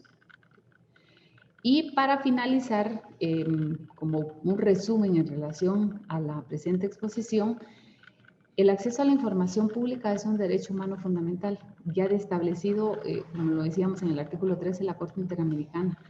¿Tiene fronteras? No tiene fronteras. La información es, digamos, debe de tener su acceso a nivel universal. Un sujeto obligado tiene que cumplir con rendir cuentas y sin importar dónde en la ubicación geográfica que se encuentra el requirente. El ejercicio promueve la transparencia y fortalece la rendición de cuentas. No puede existir rendición de cuentas si no se realiza esa actividad de auditoría social a la que todos en determinado momento estamos pues obligados en función de la administración de fondos públicos que son producto del pago de impuestos y que digamos el Estado, los sujetos obligados, pues al asumir una función deben de estar sujetos a esa auditoría social. Entonces, con la presente exposición, invitarlos a que ejerzan el derecho a conocer y en la medida de lo posible, pues a promover la participación ciudadana. Muchas gracias. Muchas gracias, licenciada Graciela. Como pudieron ver, aquí vemos realmente el acceso a la información pública desde la perspectiva del quien ejerce esa función a lo interno de las instituciones, pero también importante el conocimiento de la ley. O sea, muchas veces se tergiversa información, se dice que no se quiere dar o se dice que no se puede solicitar, pero no sabemos muchas veces los mecanismos que debemos de utilizar o los medios para solicitar esa información. Y también existe mucha deficiencia aún, y la licenciada Graciela no me dejará mentir, en el tema de las unidades de acceso a la información pública, las cuales necesitan ser fortalecidas para lograr mejorar todo el tema de acceso a la información en las instituciones. Hay instituciones que son líderes en la gestión de las solicitudes de información pública, el tiempo en que les extienden, instituciones que ya manejan datos abiertos dentro de sus portales, pero aún existe todo ese andamiaje interagencial que debe de haber para poder mejorar todo el tema de la transparencia y principalmente la rendición de cuentas. Así que muchísimas gracias, licenciada Graciela, por su apoyo en esta exposición. Los chicos, todos los que participan hoy, tienen acceso después a la presentación, ¿verdad? La cual se las compartimos a ellos también y pues va a ser una interesante herramienta para ellos, para el trabajo actual y posterior que puedan desarrollar en cada una de sus actividades diarias. Así que iniciamos entonces en este momento. Vamos a tener por el tiempo un espacio quizá más reducido del que habíamos pensado inicialmente, pero está abierto en este momento el micrófono para los compañeros. Por favor, levantan la mano quienes quieran participar, hacer sus preguntas, comentarios o adiciones a lo que licenciada Cabrera les ha comentado. Así que no veo por acá todavía. Ok, aquí tenemos dos manos levantadas. Laisa y Romen, por favor.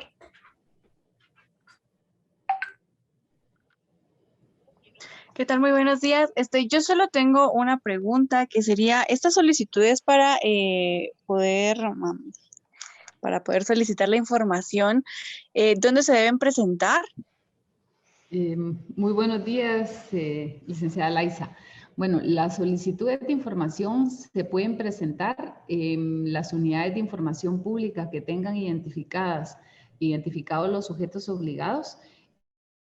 De esa cuenta deben de contar en los portales electrónicos con un link que refiera a llenar un formulario, que es el que tiene que tener la menor cantidad de información, ya según lo establecido en el artículo 41, numerales 1, 2 y 3 de la Ley de Acceso. Y algunos pues, van a requerir unos datos que son con fines estadísticos, pero las solicitudes de información pueden presentarse de forma escrita y de forma electrónica. Y de esa cuenta, pues los sujetos obligados deben de tener un apartado para la presentación de solicitudes de información. Y para sumar un poco a lo que les decía licenciada Grace, si ustedes van a cada uno de los portales electrónicos que tienen las instituciones, hay un apartado ahí donde ustedes pueden hacer la solicitud en línea. Muchas de las instituciones ya lo tienen. Otra forma es ir y presentarse a la unidad de acceso a la información pública, ¿verdad? Y la otra es llamando también a las instituciones, ¿verdad? Es correcto. De hecho, el link que les mostraba en donde hablábamos de las obligaciones de transparencia, ese botoncito algunas veces, o esa imagen, ese símbolo, es el que los redirecciona a temas de ley de acceso a la información pública. Ahí encuentran información pública de oficio y el link para hacer solicitudes de información pública. Y como bien decía la licenciada Zaira, pueden ser también de forma directa los sujetos obligados a donde se quieran dirigir. Tenemos a Rommel y luego a Andrés. Bueno, primero, muchas gracias, licenciada Cabrera, por la información. Bueno, pues, más que todo, quizás dudas, ¿verdad? Porque, bueno, yo he visto que sí hay muchas dependencias que cuentan con esa oficina de acceso a la información. Como hemos sabido durante la historia de Guatemala, pues existen muchas plazas fantasmas, ¿verdad? Y hago referencia, digamos, en cuestiones de municipalidades, en donde yo he visto que se han presentado solicitudes de forma verbal y de forma, ante todo, ¿verdad? Viendo la celeridad del proceso y no hay una respuesta.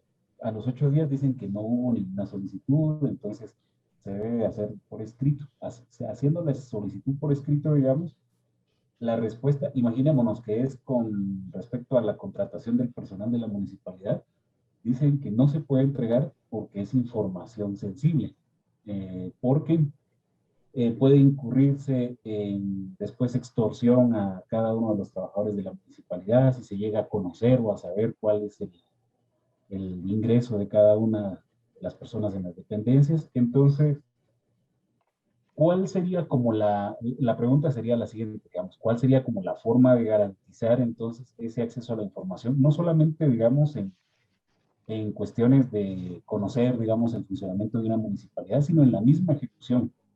He visto, digamos, también ejemplos de Contraloría o, sí, Contraloría General de Cuentas que llegan a las municipalidades, pero, por ejemplo, encargados de direcciones de planificación que ya saben cuándo van a llegar. Entonces, ya cuando lleguen está todo, si lo queremos ver así, planchado, ¿verdad?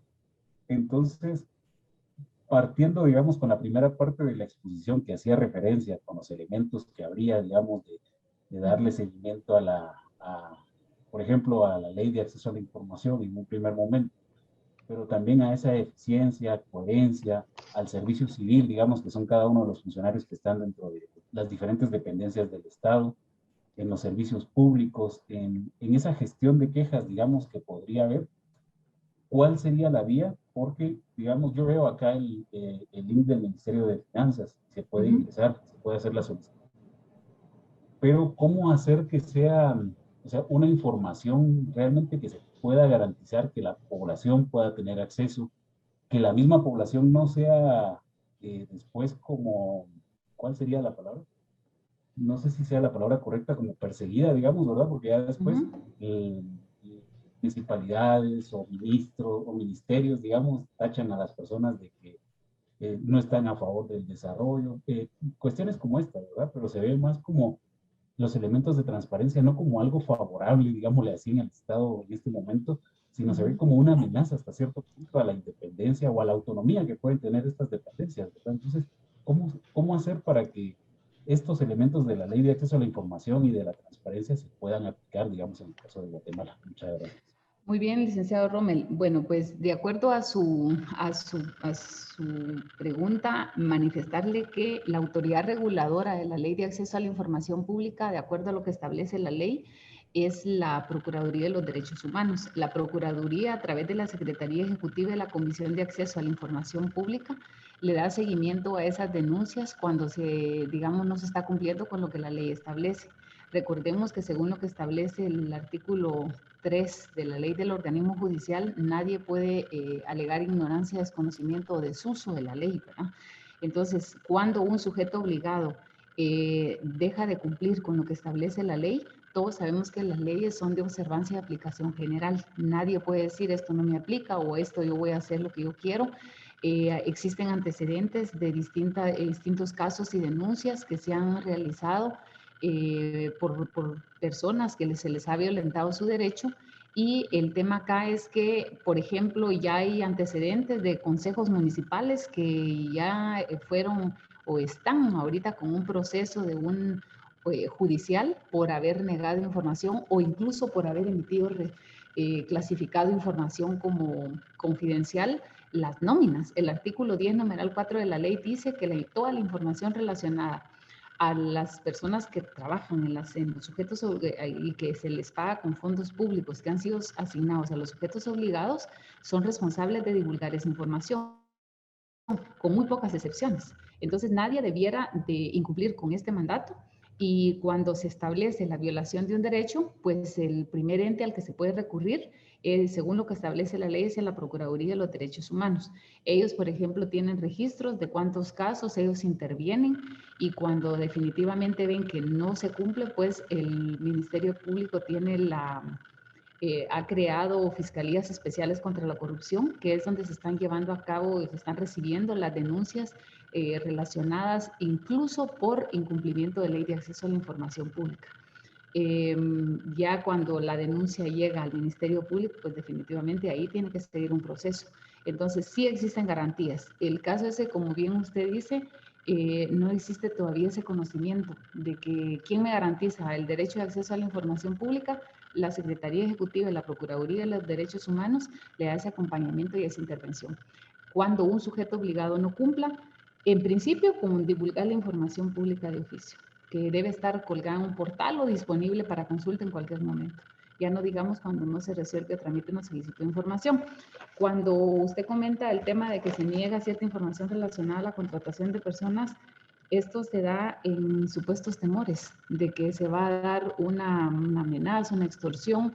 Existen sujetos obligados que tienen la vigencia de la ley 12 años de estar publicando los datos y a la fecha no tienen un antecedente relacionado con una extorsión. Entonces, vamos, son supuestos temores, pero ¿cómo se va a ir agotando esto? Volvemos a lo mismo, ¿verdad? El ir ejerciendo el derecho y el ir aplicando la ley tal cual como lo establece. Se va a ir cuando se vaya promoviendo esa auditoría social a partir de la participación ciudadana, pues entonces se establece que no solo se tienen que cumplir los plazos, sino se tienen que cumplir y observar y cumplir fielmente lo que establece la Ley de Acceso a la Información Pública. Muchas gracias. Muchas gracias, licenciada Grace. A usted, licenciada. Como se dan cuenta, licenciada Grace hace énfasis en que debe de conocerse qué es la Ley de Acceso a la Información Pública y cómo se aplica, ¿verdad? Y eso va por los dos lados, por los sujetos obligados, que son todas aquellas instituciones que están afectadas, y por el lado del ciudadano que lo solicita o la entidad que lo solicita. Mientras haya desconocimiento y falta de aplicación, bueno, esto nos va a generar confusiones, ¿verdad? Así que qué bueno que hoy está un buen grupo conociendo desde la perspectiva universitaria a qué nos referimos con la ley de acceso y cómo es de importante para el tema de la transparencia. Y bueno, la última participación, que sería Andrés Pérez. Gracias, licenciada. Mi pregunta tal vez un poquito más que de la ley en sí, sería preguntarle su opinión sobre una iniciativa que se presentó en noviembre del año pasado. Era la iniciativa 5792, que tenía como objetivo precisamente reformar la ley de acceso a la información pública, y se pretendía crear otra institución más que se iba a llamar la Oficina Nacional de Acceso a la Información Pública. Entonces, digamos, esta tenía como objetivo precisamente desplazar a la PDH de esta parte del acceso a la información y pasarle esas competencias a esta nueva oficina, que iba a estar integrada por personas que nombrara el Congreso de la República. Entonces, yo quisiera saber su opinión al respecto, licenciada, tal vez ahorita, pues con los datos que usted nos estaba compartiendo y viendo que la ley al final de cuentas, pues sí tiene como una relación bien importante con los derechos humanos. No sé qué opinión tiene usted, si hubiera sido como positivo tener otra institución más, o si el trabajo que realiza la PDH ha estado bien. Muchas gracias. Bueno, de acuerdo a lo que establece la ley de la autoridad, la ley en la actualidad, la autoridad reguladora es el Procurador de los Derechos Humanos. Y es el ente no solo que es la autoridad reguladora de la Ley de Acceso a la Información Pública, sino el organismo que tiene a su cargo la garantía de los derechos humanos. Entonces, a partir de que se emite la ley, pues los legisladores emitieron la Ley de Acceso a la Información Pública. Esta, digamos, a 12 años de vigencia, se hace importante, sí, hacer reformas en función de que algunas cosas no quedaron claras, pero más de procedimiento. A nivel de decisiones que puedan tomarse en el organismo legislativo en relación a crear o no un organismo independiente como autoridad reguladora, en principio lo que debe prevalecer es que la Procuraduría de los Derechos Humanos pues es el ente que regula el tema de acceso a la información pública, y mientras no haya una disposición que fortalezca el tema de derechos humanos y acceso a la información pública, pues se podría decir, y de hecho quizá por eso usted pudo ver que creo que se quedó por ahí, ¿verdad?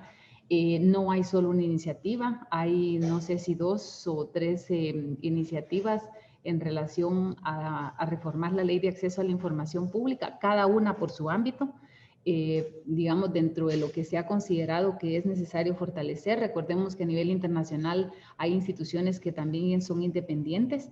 Un ejemplo es Chile con un consejo, México, por ejemplo, que tiene un instituto nacional, y esto lo hacen para buscar que tenga independencia. Quizá en ese momento los legisladores pues tuvieron la visión de que un organismo independiente era el que lo podía ver. Sin embargo, recordemos que también los temas presupuestarios, los temas de asignación presupuestarias, pues en esos países ya son específicos. Entonces, en el caso de acá, cuando el Procurador de los Derechos Humanos, según lo que establece la ley, tiene ese mandato, es porque ya él tiene el mandato en el tema de derechos humanos. Entonces, mientras no haya un tema que siga manteniendo fortalecido el tema de derechos humanos, el cómo esté la ley al día de hoy es la obligación de los sujetos obligados cumplirla, mientras no se dé una situación que sea contraria, ¿verdad? Y que ahí es donde se da la importancia de la participación ciudadana, porque en determinado momento lo que se busca es garantizar el acceso a la información pública. El derecho a saber, por ejemplo, que era lo que veíamos, el derecho a estar informado, y aquí es donde confluyen distintos organismos o distintas entidades, ¿no? O la misma participación ciudadana. Muchas gracias, licenciada Grace. Y bueno, yo creo en este momento estaríamos cerrando la parte de acceso a la información pública, o la sección de acceso a la información pública que estábamos, que hemos tratado de impulsar dentro de este diplomado. La licenciada Graciela les ha dejado una infinidad de conocimientos y herramientas ahí que ustedes pueden consultar. En el chat les colocamos la ley en el chat de Zoom les colocamos el link, el documento que ella les envía, que es el decreto 57/2008, que es la ley de acceso. Hay un link para ingresar a donde se puede solicitar la información pública de un determinado ministerio. Y luego lo otro es que les quería pedir un favor, ¿verdad? Y es que en el chat, por favor, coloquen una palabra que sea sinónimo de información pública, ¿verdad? Una palabra, por favor, se los vamos a agradecer a todos. Una palabra que signifique o que nos dé a entender información pública. ¿Qué significa para nosotros información pública? Y con eso el licenciado Donald nos estaría ayudando a cerrar este módulo del diplomado, ¿verdad? Tratando de generalizar todo lo que los chicos están escribiendo ahí en el chat. De hecho, ya lo están haciendo. Agradecerle al licenciado Donald que cierre la actividad. Y bueno, una vez más, muchísimas gracias, licenciada Grace, por habernos apoyado y haber compartido con nosotros esta actividad. Esperamos tenerla más hacia adelante en nuevas actividades. Dios me la bendiga por el apoyo. No, muchísimas gracias a usted, licenciada Zaira, licenciado Donald, a los participantes, gracias por la oportunidad para compartirles el conocimiento, y pues quizá más adelante pues podemos tener la oportunidad de compartir otra parte en el módulo. Para mí es un gusto haberles compartido, y las disculpas porque no pude activar la cámara. Algo pasó por acá, pero será una próxima oportunidad que tengan el gusto de poderlos saludar. Cuídense mucho y muchos éxitos en el culminación del diploma. Gracias. Muy bien, muchas gracias a todos por haber estado en este módulo número 3. Sin duda alguna, un módulo donde pudimos aprender mucho en relación a los mecanismos para promover la lucha en contra de la corrupción.